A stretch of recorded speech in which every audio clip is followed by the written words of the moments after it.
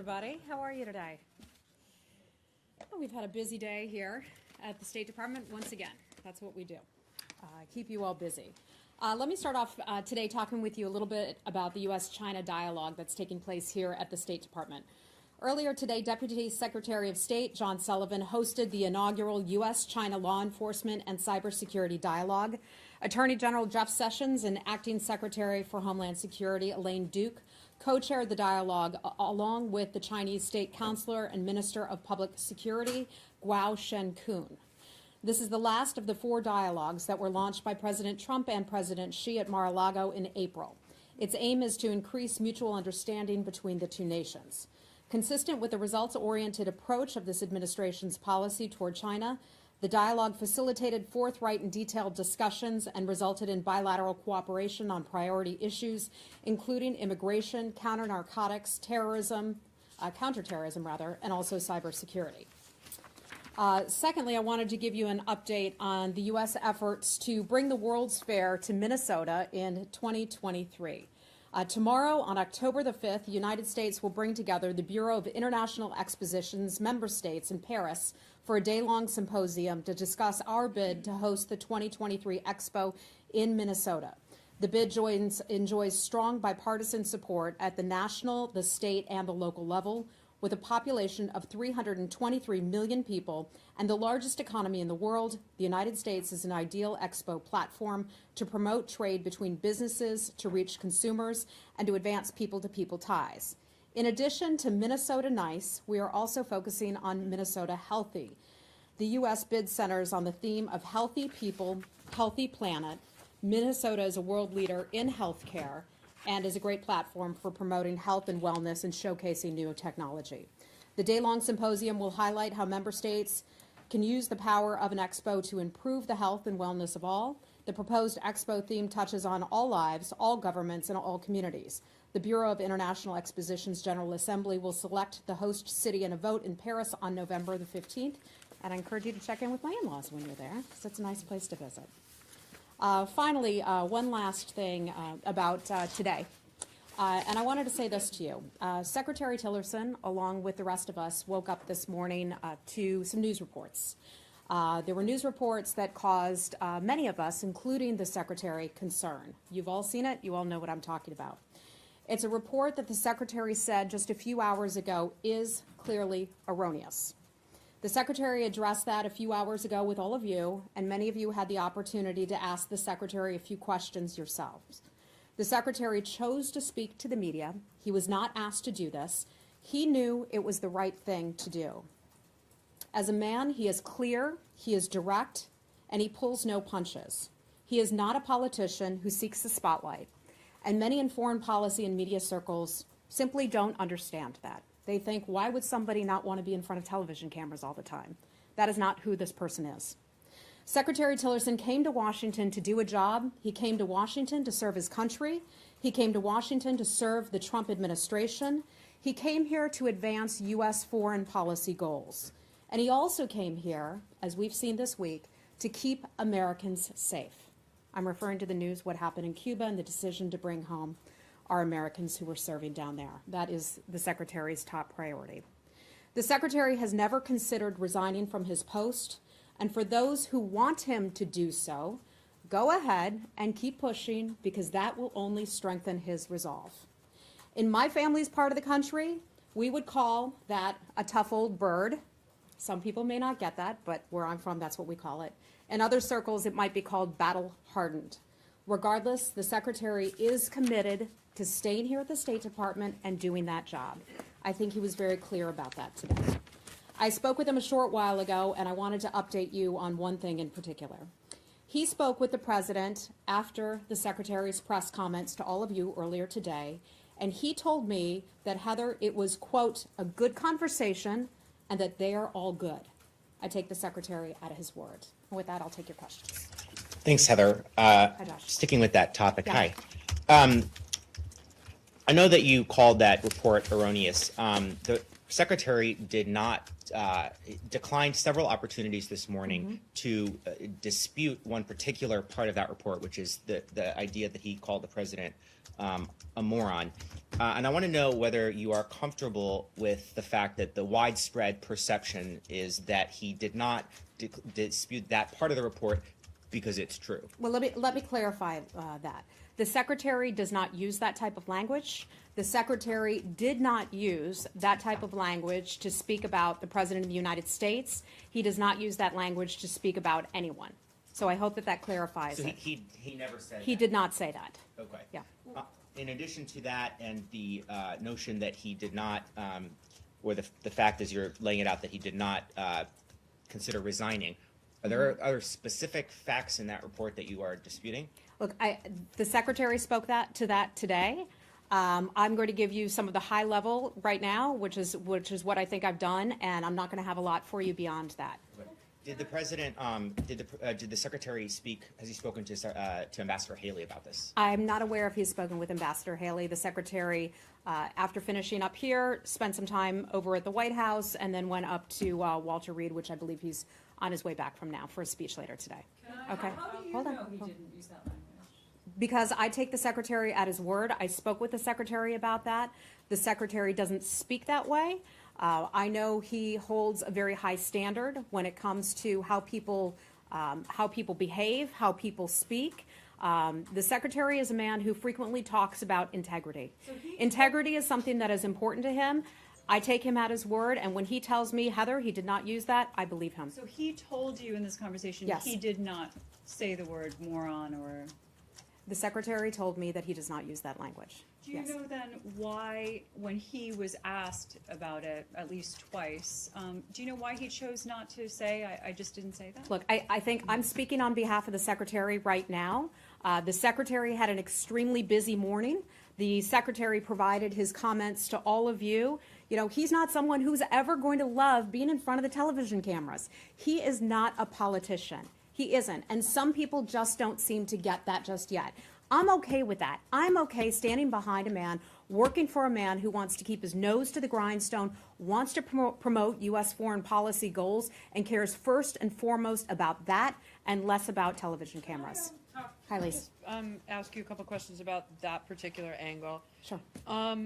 You made reference several times to television cameras and the media. Are Yeah. you suggesting that, are you suggesting that the media is making this up, or that, because No. when you speak about people... Elise, what I'm talking about is I'm trying to convey a sense of who this person is, okay? He came here to do a job. He loves this country. To let you all know just what he said today and to amplify that he is staying here. He intends to do so. But a lot of folks just don't seem to understand why he's not, out there more. So I just wanted to make that clear. That's it. Do you think that, when you say that, he's not resigning and there are people that are wanting him to kind of bring it, are you acknowledging? Look, I'm not challenging that. No, okay. What I'm saying look, he's not going to be deterred by that. Do you think that there are some in this administration that kind of have it out for him and are leaking these type of reports? I'm not going to speak to that. I'm not aware of that. I'm here to do a job. He's there to do a job. He's one of the things he talked about today is not sowing dissension. And there are people who will try to find fissures, splits in an administration, in policy, and all of that. I'm just not going to contribute to that. Back to the media angle, you're saying that people are trying to find them. What about the people in the administration that are trying to sow them? As you said, that he said he doesn't want to do it. But I don't think it's the media that's sowing it. I think it's people that are leaking it to the media that are trying to sow it. If somebody is, if someone is doing that, I'm not aware of it. I don't have names or numbers or information from people who are trying to do that. Okay. Just one more. You talk about him like not being interested in the television cameras and everything, and we understand. I didn't say interested. Not being somebody who loves to do that kind of thing. I understand he doesn't love to do it, but there has been some, and this is not necessarily you're bringing it up, so that's why I'm bringing it up. I don't necessarily think it's germane to the story, but you brought it up. That being the top American diplomat is the face of America and is the face and voice of American foreign policy. And you heard Wouldn't him and saw him today. You heard him and heard him speak to that today. He's done that recently. He speaks to the press a fair amount. I'm just trying to explain to you that he's not the kind of person who's going to just show up in front of every television camera. Some have done that in the past. The secretary doesn't find that necessarily to be effective. Okay? Okay. On this point. Okay. Isn't it crucial for the Secretary of State of the United States of America, with all the foreign policy issues and the He was out there speaking to those things today, and he was asked about the JCPOA. He was asked about our relationship with Pakistan and the meeting that he had very with a briefly. Pakistani foreign minister. So he does that. I'm just trying to explain to you the man who's not craving to be in the spotlight, who's not a politician, and that's it. I'll leave it at that. Connor, go ahead. He's not the kind of person who does seek the spotlight and have remarks like this often. The fact that he escalated this story and had remarks about it, why make the decision to so publicly come out and say and refute the report? Well, I think the secretary saw it and was concerned and said to himself, I need to get out there and I need to set the record straight. And he did that. He's a forthright person who will say what he thinks and speak his mind. He speaks directly and clearly, and he did that this But morning. I have to go back, Heather, to the idea that, like, if he's saying that he didn't say that, and that he's saying that he never was planning on resigning and never had a conversation with Mike Pence about resigning, and all the things that he said he didn't, or through you is saying that he didn't say, then I have to go back to the idea that there are clearly there are people that are saying that he did. And, like, what's going on here in terms of why are people trying to Let's see. paint a picture of I'm him not that going you're to saying doesn't speculate exist? about why people may be saying certain things. These are unnamed sources in Washington. Elise, you know the drill. You know the game. So I can't comment on some of the things that some people are saying or ascribe any motivations to some things that some anonymous person may or may not be saying. Okay? Did he apologize to the president for anything that either he or his staff might have done? So they had a good conversation. The secretary did not offer an apology. One was not needed. It was a good conversation. Okay? Amid the claims of fake news coming from the president, your denial about the language that was used, Tillerson's denial about another part of the story, Tillerson's own spokesperson came out and walked back information that he had given to that story that apparently wasn't accurate. And he said that he spoke out of line about conversations that he was not privy to. So that seems to me that he contributed inaccurate information to that story. On another occasion, he denied conversations had happened between the State Department and the White House that multiple sources told us did happen, including a White House source. So how can we believe what the State Department says did or did not happen when Tillerson's own spokesperson seems to be putting information out there that is not necessarily accurate? Yeah, I understand your question. Honesty, being forthright, integrity is something that the secretary has spoken to often. That is a value that he holds very close and very dear. What I can tell you about my colleagues' comments in certain media reports today, the Vice President's office addressed that, and let me read to you a bit about what the Vice President's office issued. The Vice President can confirm that the Secretary of State made clear at no time did he and the Secretary ever discuss the prospect of the Secretary's resignation from the administration. Any reporting to the contrary is categorically false. In addition, any statements that the Vice President questioned Ambassador Nikki Haley's value to the Trump administration is also categorically false. Let me finish. The Vice President has also known Ambassador Nikki Haley for many years, holds her in the highest regard, and appreciates her strong service to this administration at the United Nations. My colleague issued some tweets in response to that. I think I certainly share his sentiment in that he regrets those. His statement say, that he spoke out of line about conversations he wasn't privy But to. if he's giving information to a reporter that is categorically false on what seems to be now 2 occasions, how does the Secretary feel about his own spokesperson? I have not asked the Secretary that question. Thank you. Okay. Just quickly on the relationship with Vice President Pence. It was also reported in this story that the Vice President counseled the Secretary on how to ease tensions with the administration. Is that true? No, It is not true. The Vice President and Secretary Tillerson have a good working relationship. I would call it a close relationship. That conversation has not happened. I've been in touch with the Vice President's staff and also spoken to the Secretary about that. That did not occur. Okay? Yeah. Aside from anonymous sources, Senator Bob Corker on the Hill just moments ago said that Secretary Tillerson is not being supported in a way that I hope a Secretary of State would be supported Okay. by the rest of the administration. I'm not aware of who he is referring to, Senator Corker.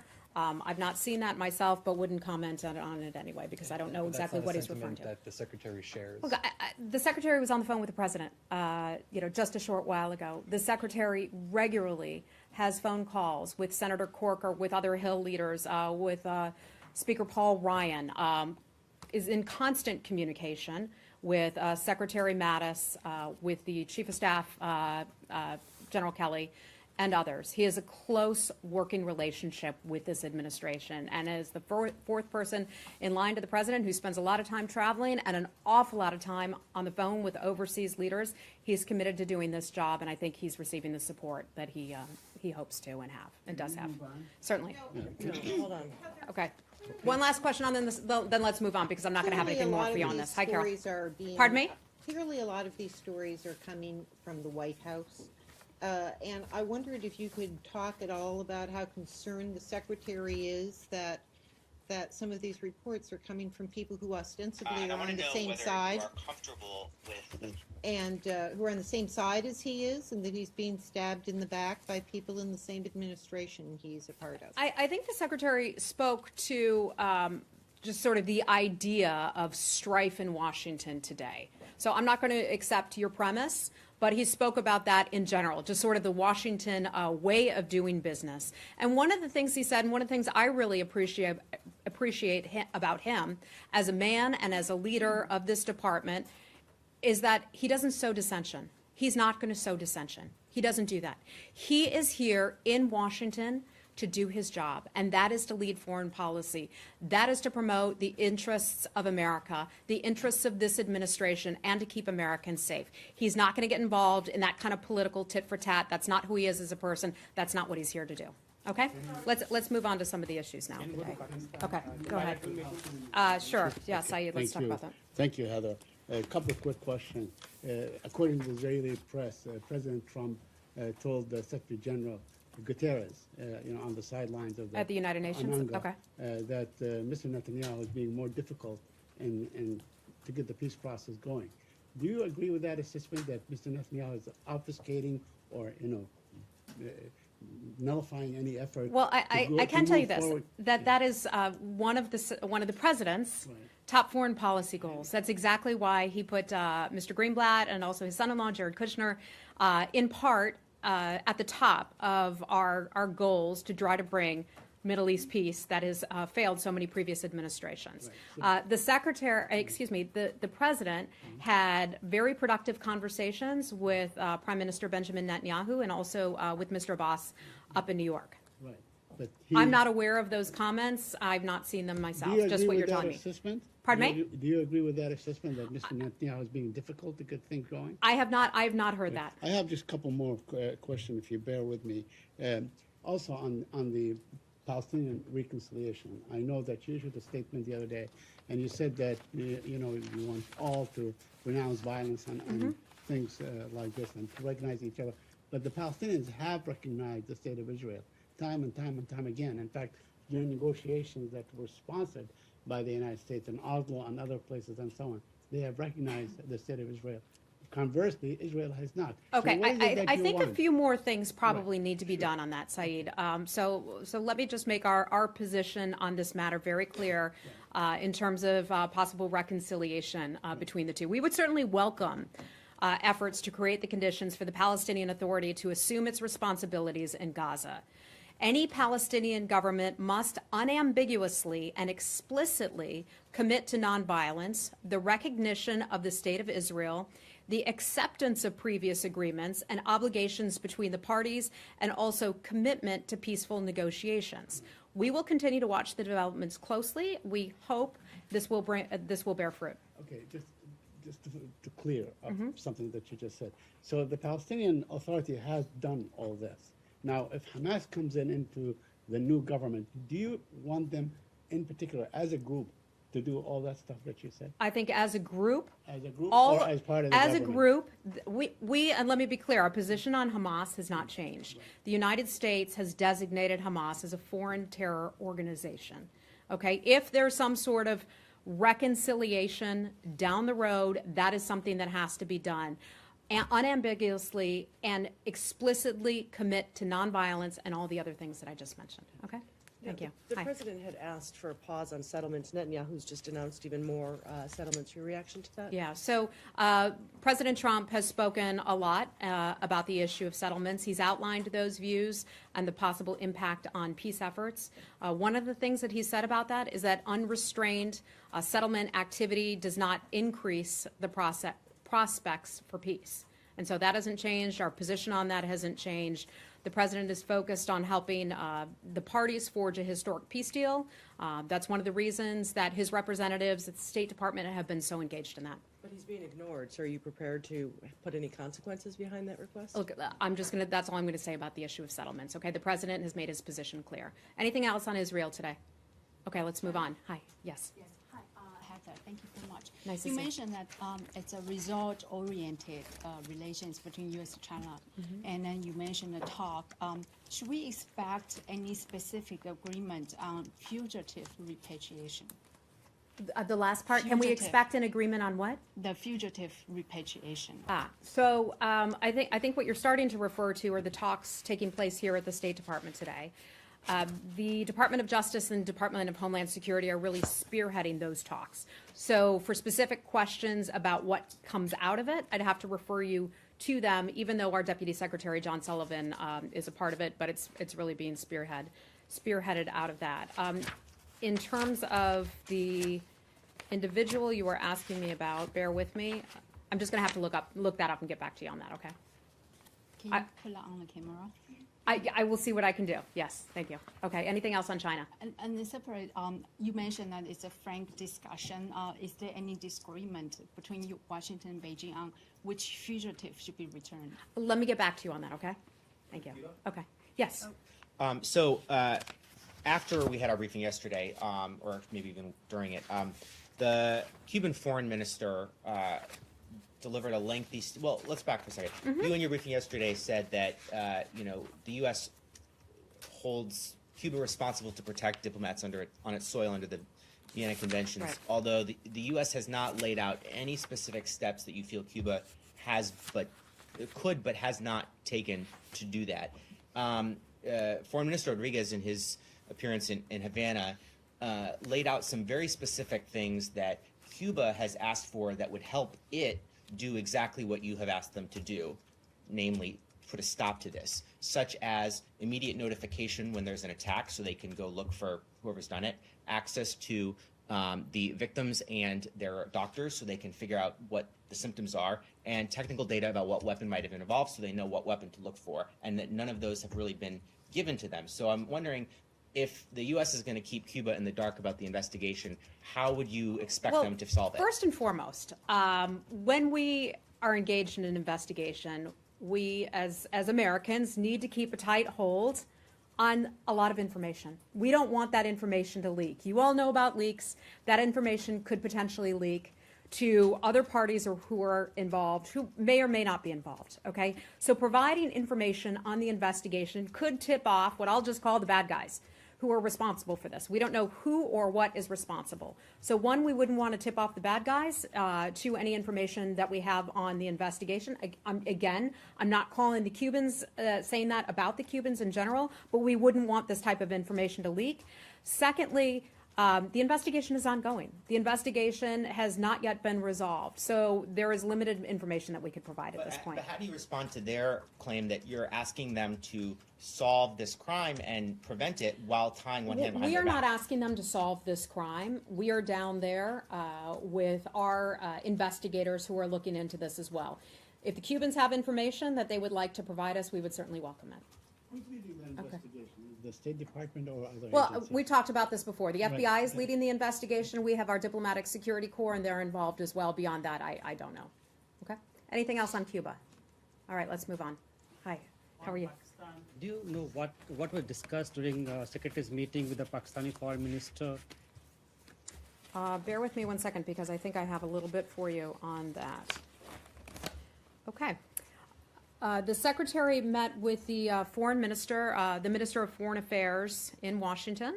They talked about the importance of partnering together to establish peace and prosperity in the region.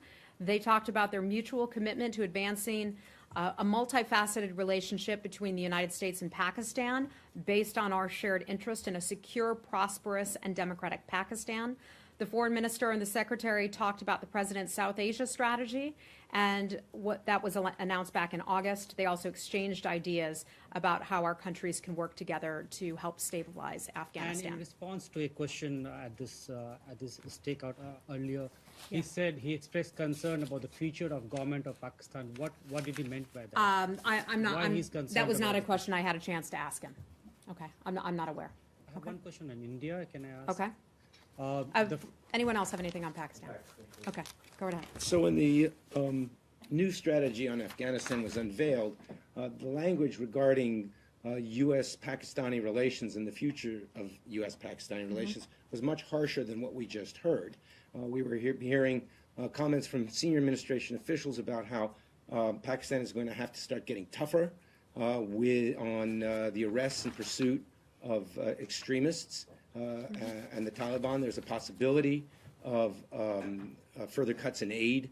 There was discussions about the possibility that Pakistani officials with ties to known extremists could be sanctioned.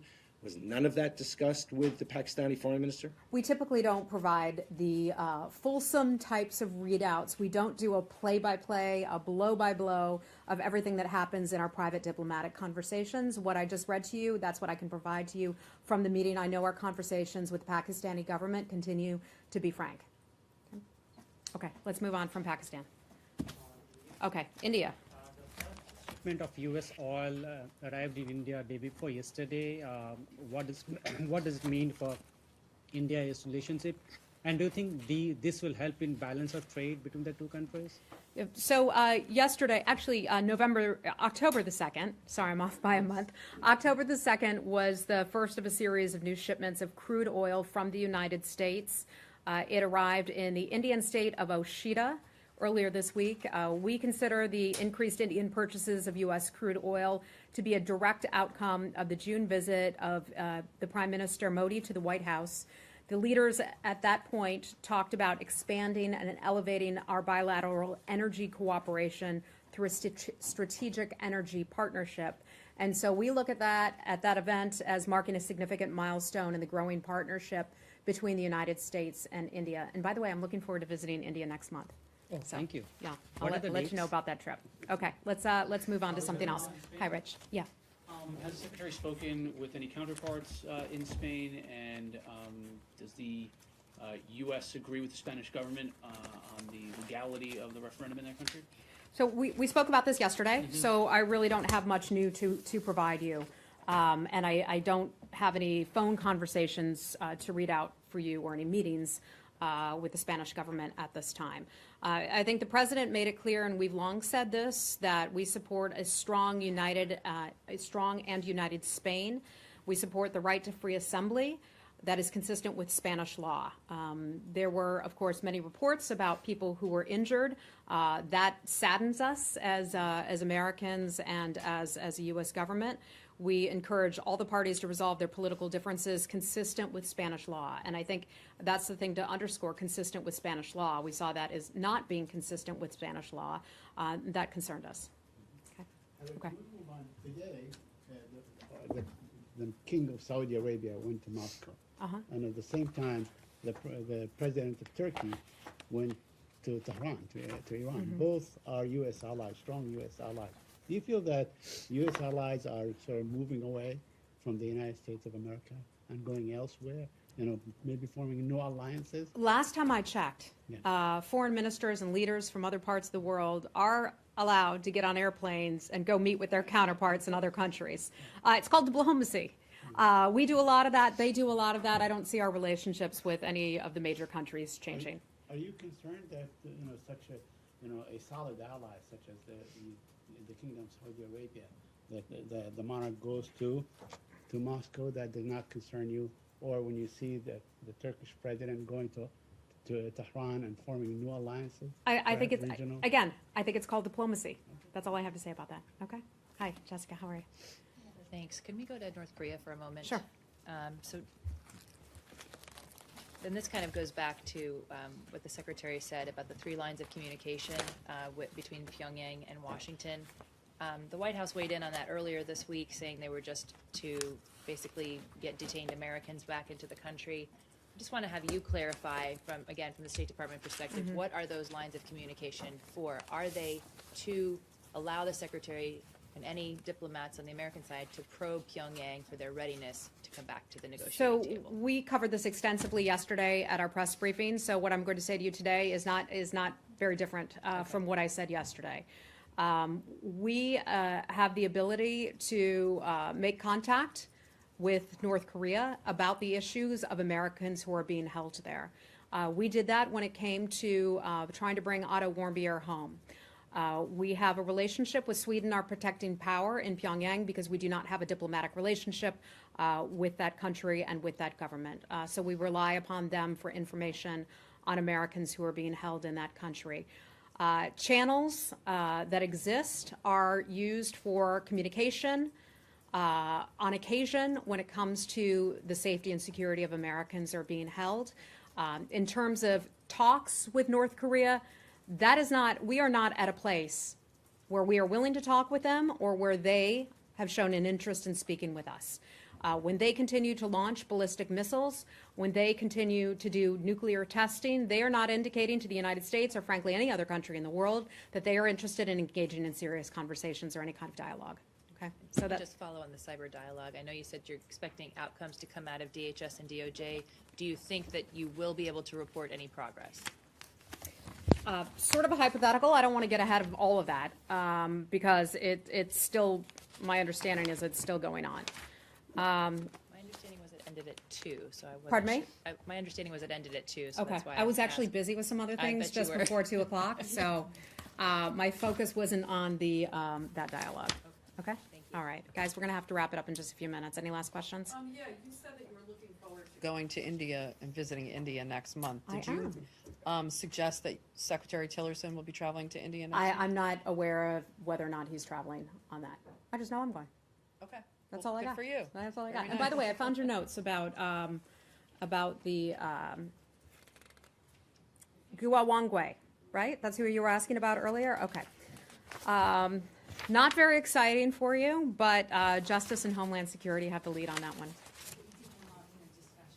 I don't know if it came up in the discussion, but I just know that they would have to provide you with the information on that. Given the fact that you mentioned his name, it's an indication that it did came out in the discussion? I don't know. Listen, what I put together in this big fat briefing book is information from all over the world. Things that often you all never ask about are in this book, and so we have a lot of backup things just in case it's needed. Okay. All right. One last question. All right, Saeed. What is it? On Yes. Syria.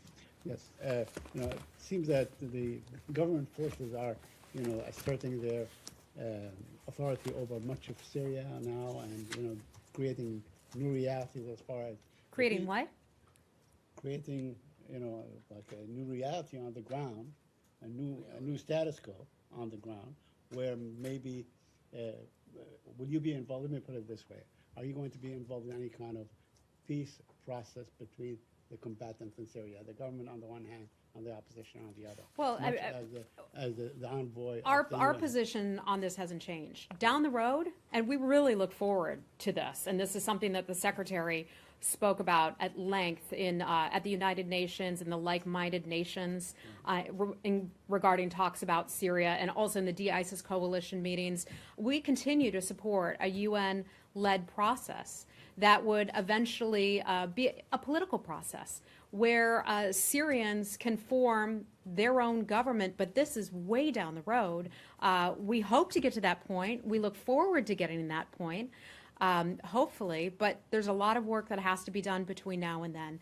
There are teams on the ground who miraculously are involved in demining, aid getting into some of the various places where aid was not able to go in. In some places, some Syrians are actually starting to come home. Because some places have started, I want to be cautious about this, to become more safe. We certainly wouldn't encourage anybody to return home before it was safe. But the good news is that is starting to happen in certain pockets. There's the ceasefire that was brokered by the United States, Jordan, and also the Russians that is still holding. That's been holding since about the 4th of July or so. So maybe it's been August 1st. I have to double check that. But it's been about 2 months. So we are seeing incremental progress there, but I want to caution it's not going to be overnight. It certainly isn't. We have a long way to go. The United States, backed by the de-ISIS coalition, is still focused on fighting ISIS. That's why we're there. That's exactly what we're doing. It's going to continue to be a long battle, but we're seeing progress. All right? Accepting of the fact that Assad is not going anywhere anytime soon. We're still fighting ISIS. We're still fighting ISIS, and we're going to fight ISIS until ISIS is dead. Thanks, everybody. Great to see you today.